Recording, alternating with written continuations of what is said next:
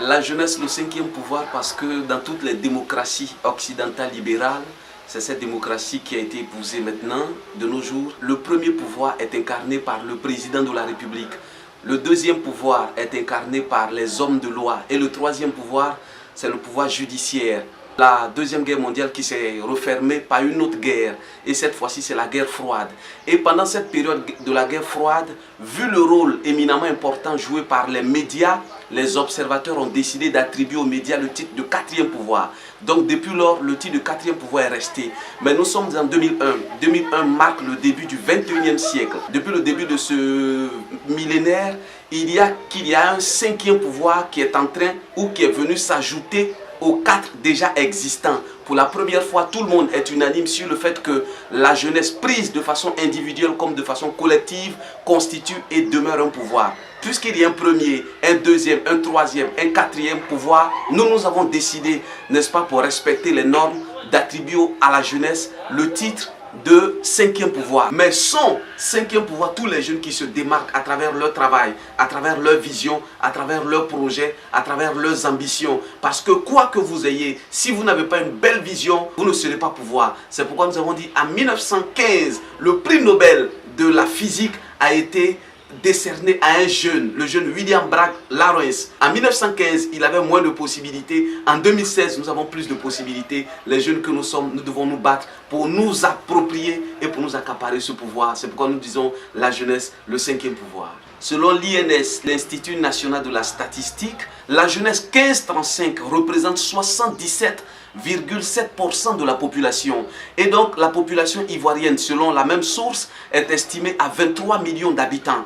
Donc sur les 23 millions d'habitants, 77,7% de la population, ça donne un chiffre de 18 millions d'habitants. Alors vous remarquerez que quand vous ferez un calcul rapide, 23 millions moins 18 millions d'habitants, vous allez voir que la Côte d'Ivoire, tout en étant un pays cinquantenaire, est un pays jeune de par sa population. C'est pourquoi nous avons dit que si vous voulez atteindre votre cible, il faut miser dans la jeunesse. C'est pourquoi nous avons également dit, selon les économistes libéraux, le développement d'un individu entraîne globalement celui de sa société et par extension celui de sa nation. Donc nous visons le développement de la jeunesse qui passe par le changement de mentalité de la jeunesse, qui passe par une prise de conscience de la jeunesse. Parce que quoi qu'on dise, si on ne change pas de mentalité, si on ne prend pas conscience de qui on est, de ce qu'on pourrait faire, je pense qu'on ne pourra pas aller de l'avant. Il faut que la jeunesse que nous sommes, nous ayons de belles visions, il faut que nous ayons de belles ambitions. C'est pourquoi ce livre vise le développement et le changement de mentalité, la prise de conscience de la jeunesse. C'est un livre qui stimule la jeunesse, c'est un livre qui permet à la jeunesse de passer d'un stade A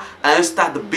Pourquoi? Parce que nous disons que la jeunesse, en chaque jeune, il y a de l'or, il y a des manganèses, il y a des diamants, il y a tous les éléments nécessaires pour permettre à la jeunesse de se développer. Nous valorisons la jeunesse, nous stimulons la jeunesse, nous fouettons dans le bon sens l'orgueil de la jeunesse pour que celle-ci se lève et se mette au travail. Je donne une image que j'ai donnée également dans le livre. J'ai donné l'image de la gazelle et, n'est-ce pas, du lion. Chaque jour que Dieu fait, le lion se dit, il faut qu'elle court plus vite que la gazelle. Sinon, si elle ne court pas plus vite que la gazelle, elle ne rattrape pas la gazelle, elle va mourir de faim.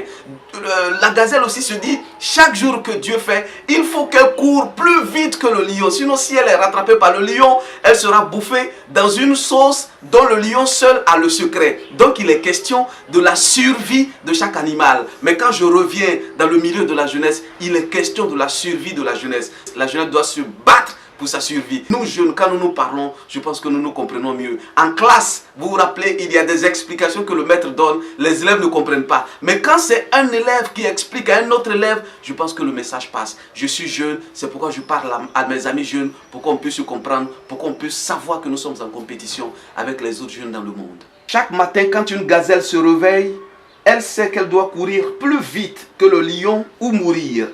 Le lion, lui, quand il se réveille, il sait qu'il doit courir plus vite que la gazelle ou mourir de faim. Alors peu importe que tu sois à la place du lion ou de la gazelle, quand le soleil se lève, tu dois courir aussi vite pour ta survie.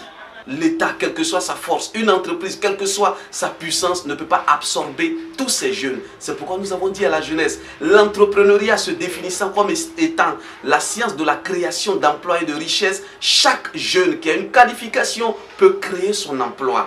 En 2008, lorsque le président Obama prenait fonction au Capitole, il a dit le monde a changé. Changez avec le monde. Il a dit si vous ne changez pas le monde va vous changer. Nous avons dit à la jeunesse est l'âge de toutes les actions et de toutes les possibilités. Je donne un exemple que j'ai donné dans le livre. En 1960, la Côte d'Ivoire avait 2 ponts. La Corée du Sud avait également 2 ponts. 2015, la Côte d'Ivoire était à son 3e pont officiel. La Corée du Sud était à son 150e pont. J'appelle la jeunesse à changer de logiciel. Parce que si la jeunesse veut, la jeunesse peut. Tandis que les jeunes ivoiriens ou les jeunes d'une contrée sont en train de s'amuser, il y en a d'autres qui sont en train de travailler. Et tôt ou tard, les jeunes que nous sommes, nous allons nous retrouver au rendez-vous du donner et du recevoir. À ce rendez-vous, vous donnez et vous recevez quelque chose. Mais si vous n'avez rien appris, qu'est-ce que vous allez donner? Je demande à la jeunesse de lire. Je demande à la jeunesse de se documenter. Parce qu'aujourd'hui, le savoir est démocratisé. Ce ne sera pas de ma faute ou bien de notre faute si vous ne lisez pas. Aujourd'hui, tout est sur Internet. Mais si vous êtes ignorant, les autres vont marcher sur votre ignorance pour évoluer. Et vous n'allez pas vous prévaloir de votre ignorance pour en faire un débat. Ce ne sera pas de ma faute si vous n'avez pas lu la jeunesse, le 5e pouvoir. Ce ne sera pas de ma faute si vous ne savez pas parler anglais. Je vous invite, je nous invite à lire et à lire. Ne regardons pas au prix, mais tout a un prix. Le livre, on peut l'avoir dans toutes les librairies de la place et il est au prix de 3000 francs.